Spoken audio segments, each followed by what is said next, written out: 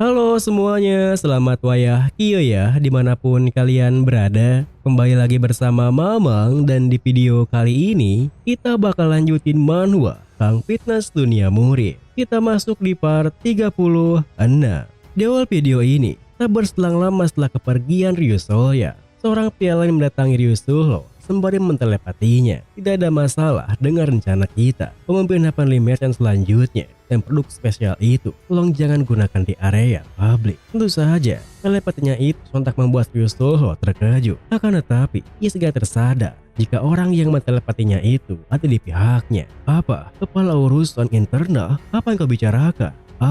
Jadi begitu. Kau juga berhubungan dengan tempat itu ya? Kepala urusan internal yang melayani guild selama 40 tahun ternyata adalah mata-mata. Jika pemimpin merchant tahu soal ini, dia pasti akan sangat terpukul. Ternyata orang yang mendatanginya itu adalah kepala urusan internal guild Heavenly Merchant bernama Gompyogu, di mana dirinya lah yang dahulu menghabisi Hong Sohei yang terciduk oleh Muji. Benar, kasus nomor 1028 sangat disayangkan. Jika berjalan lancar, kita bisa mengubah Nona Solhwa menjadi budaknya juga. Solhwa yang bisa sedikit merendahkan kecemasannya pun bertanya, bagaimana kondisi saat ini? Gompyogu menuturkan, ya, berjalan dengan sangat lancar. Aku akan memberikan sinyal menggunakan telepati, sekali batu dan 4 ketukan di meja. Itu adalah tandanya. Mendengar hal itu, Ryusuho yang merasa senang pun berkata, bagus, kerja bagus, kau bisa pergi sekarang. Dengan begitu, Gompyogu pun segera pamit pergi dari sana, sehingga seolah-olah mengejek kekhawatiran Muji.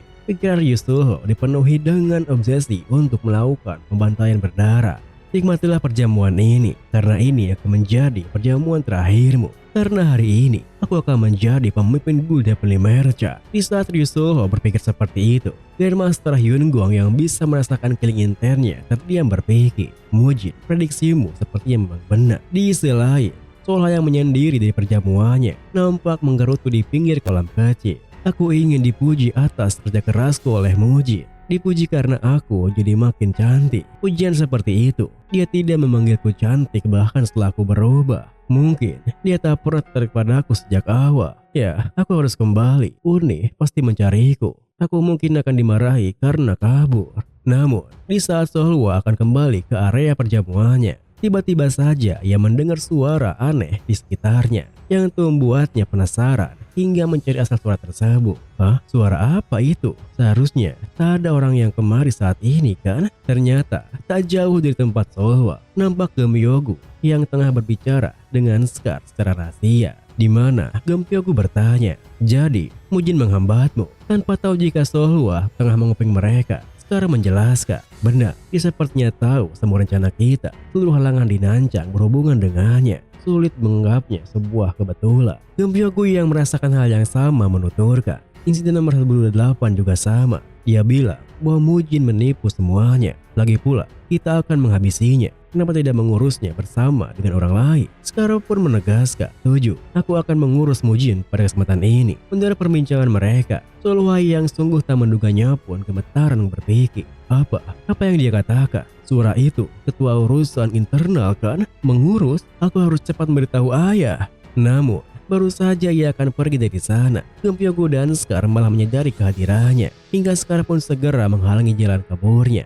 Oh ya, kenapa terburu-buru begitu, Nona? Apa ada sesuatu? Ya, kami memang berencana menghabisi semua orang. Selamat tinggal. Tepat setelah mengatakan itu, Scar pun melemparkan belati miliknya ke arah Solhwa, yang tentu membuat Solhwa menutup matanya berteriak ketakutan. Untungnya, sepersekian detik sebelum belati Scar mengenai Solhwa, Mujin muncul menahannya dengan teknik Iron Guard sembari berkata, kau akan menghabisi semua orang kau bilang. Sungguh, rencana besar, Kalau begitu, coba habisi aku dulu. Itu pun kalau kau bisa melakukannya. Tentu saja, kemunculan Mujin di sana membuat Scar terdiam mematung di tempatnya. Meskipun begitu, Mujinya nampak begitu percaya diri. Sebenarnya berpikir, padahal aku sudah menggunakan Iron Guard, tapi aku masih saja menerima damage. Situasi ini sangat jauh berbeda dari insiden Hong Sohei. Apa dia melancarkan serangan dalam sepersekian detik juga? Jika aku lengah, aku pastilah sudah binasa. Ya ini asin tule. Dengan pikiran seperti itu, karena melirik ke arah Solhwa di belakangnya, Mujin pun berkata,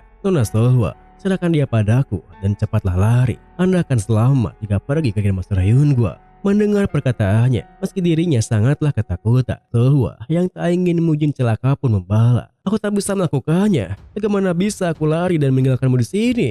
Namun, alih-alih meyakinkannya, Mujin yang menyadari jika Scar menarik pedangnya, segera menerjangnya sembari berteriak, "Hoi, singkirkan pedangmu!" Lalu, bersamaan dengan Scar yang terdorong mundur karena terjangannya, Mujin pun kembali berteriak meminta Solwa untuk pergi dari sana.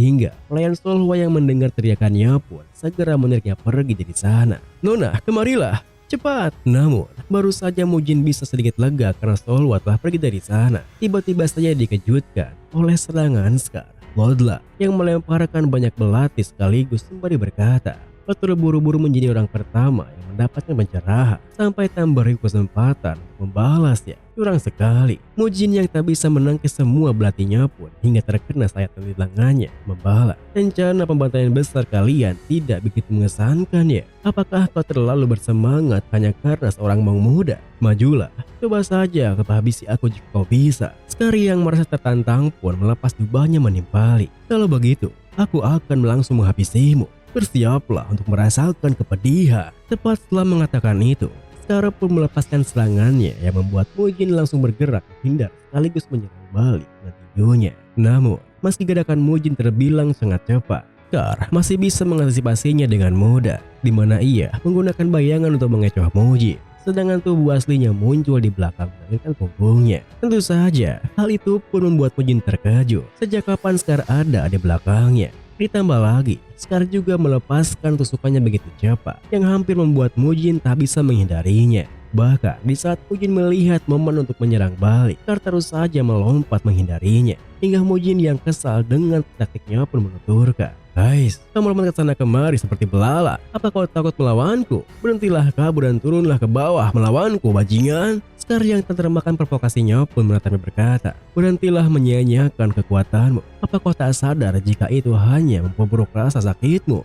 Melihat reaksinya yang seperti itu, Mujin yang merasa aneh pun berpikir, apa dia tahu bahwa aku ahli dalam bergula? Dia selalu menembak tebasan dari jarak jauh dan memukul mundur diriku saat aku mendekat. Jika ini berlanjut, aku akan kehabisan stamina dan pingsan. Dia adalah lawan terburuk bagiku. Tapi tetap saja, aku harus menahannya di sini. Jika kau membiarkannya, Nona Solwa akan dalam bahaya. Aku harus menghentikannya dengan apapun yang terjadi. Aku harus membuat jarak dan menciptakan celah. Kenapa tubuhku seperti ini? Jangan-jangan serangan belati tadi itu ada racunnya? Sia. Saat Mujin berpikir seperti itu, Scar yang kembali menyerangnya pun berhasil memojokkannya, di mana ia maksa Mujin yang awalnya terus menghindar menggunakan air guard untuk mengenaki serangannya. Meskipun begitu, Mujin sendiri tidak hanya terus bertahan, ia juga menyerang balik dengan teknik Ruai di Pine Palm Strike. Akan tetapi, serangan baliknya itu masih terlalu mudah untuk ditebak, yang membuat Scar dengan mudah menghindarinya hingga bisa mengenarikan perutnya. Ketika itu juga,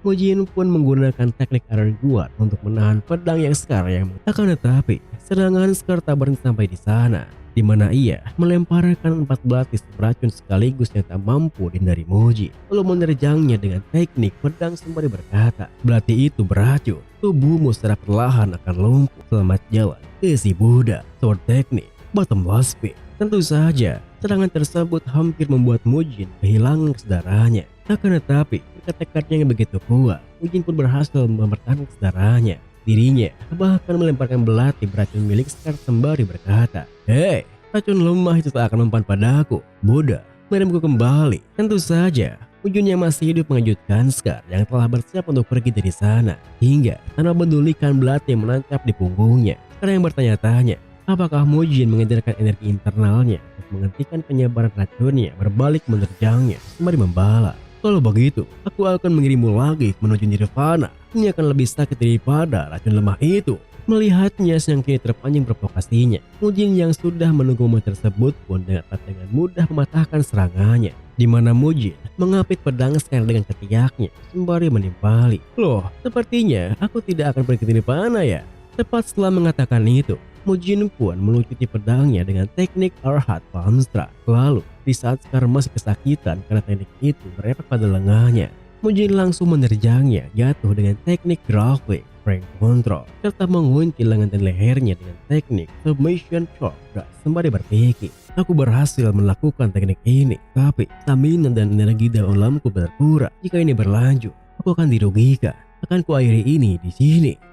Lengan dan lehernya sudah terkunci. Tak mungkin dia bisa lolos. Bagus, perlawanannya melemah. Aku hanya perlu mengalahkannya seperti ini. Saat Mojin berpikir seperti itu, Scar yang masih terus berusaha keras untuk melawan meski lehernya hampir patah pun berkata, sudah terlambat. Perjamuannya sudah dipenuhi dengan asasi. Tak mungkin kau bisa menghentikan mereka. Ketika itu juga, Mojin pun memperkuat kunciannya sembari membala. Diam kau bajingan. Kemudian, setelah memastikan jika Scar tak lagi bergerak, Mojin pun melangkah pergi dari sana sembari berpikir, teknikku berhasil. Dia tidak akan bergerak untuk sementara waktu. Apa katanya tadi? Kami tak bisa menghentikannya, kah? Meski ada ratusan orang seperti kalian tak akan bisa mengalahkan kakekku. Aku tak boleh buang-buang waktu. Aku harus pergi segera ke kakek. Aku harus cepat. Kita mundur ke beberapa saat sebelumnya, di mana di tengah acara perjamuannya terlihat Ryusuho yang nampak begitu tegak ketika mengingat perkataan kepala usaha Ternaguna Peli Merchant sebelumnya. Jika semua persiapannya telah selesai dengan satu sehingga Peli Merchant akan menjadi milik Anda, Lord Ryusuho. Kami sudah memasang banyak asasi anggota kami di sini. Mereka mungkin sudah bertukar kabar terbaru melalui telepati. Batuklah sekali tanpa pasukan di meja dan semuanya akan berakhir. Namun, saking tegangnya akan hal itu, Ryusuho sampai tak sadar jika ia menggumamkan kalimat terakhirnya. Hingga Firma Surah Yunguang yang mendengarnya katanya bertanya, dan apakah itu sebenarnya Kak Ryusuho, tua cabang kan? Aku banyak mendengar tentangmu dari Moji. Cucuku bilang bahwa dia punya bantuan Nanca. Dia bilang ada yang membantunya di belakang layar. Alih-alih langsung menjawabnya, Ryusuho yang terkejut dengan kemunculannya malah terdiam berpikir, Mong tua ini berani menggangguku kah? Apa katanya? Aku membantu bajingan itu. Kami tak punya diskusi yang baik sejak pertemuan pertama. Apa yang bajingan itu pikirkan sehingga dia berkata seperti itu? Sekarang pernah bilang, jika sepertinya Shaolin tahu sesuatu yang membuat pergerakan, apakah mereka sungguh mengetahui informasi kami? Tapi, apa yang kau harapkan? Memangnya, apa yang kau bisa lakukan? Dengan pikiran seperti itu, Ryusuho pun segera mengirimkan sinyal untuk mengeksekusi rencananya, di mana ia batuk sekali, lalu mengetuk pagar pembatas sembari menuturkan, aku juga mendapatkan bantuan besar darinya. Dia membantuku mengakhiri hal yang telah berlangsung terlalu lama. Grandmaster Yunguang yang menyadari gerak-gerik anehnya pun bertanya, apakah maksudmu dengan tugas itu? Ryusuho yang begitu percaya diri jika mereka tak bisa menghentikannya, karena semuanya akan sunyi saat semua orang mati melanjutkan. Ya, maksudku peralihan generasi. Tidak, mungkin bisa disebut juga sebagai reformasi. Tepat setelah ia mengatakan itu, bersamaan dengan para assassin yang telah menerima sinyalnya, lampu-lampu yang menerangi perjamuannya pun tiba-tiba padam, yang itu saja menunjukkan mereka semua di sana. Apaan nih? Apa lampunya padam? Aku tak bisa melihat apapun. Udah tahu gelap, masih aja nanya. Lalu, bisa semua orang kebingungan dengan apa yang terjadi. Para assassin yang menyusup pun memulai aksinya dengan teknik pedang Slaughterhouse hingga menimbulkan keberebutan di sana. Di sini pun diakhiri dengan di tengah keributan itu, Ryusuho yang tak bisa merasa girangnya pun bertawa begitu puas. Mati kalian semua. Dengan ini, Peli Merchant menjadi milikku.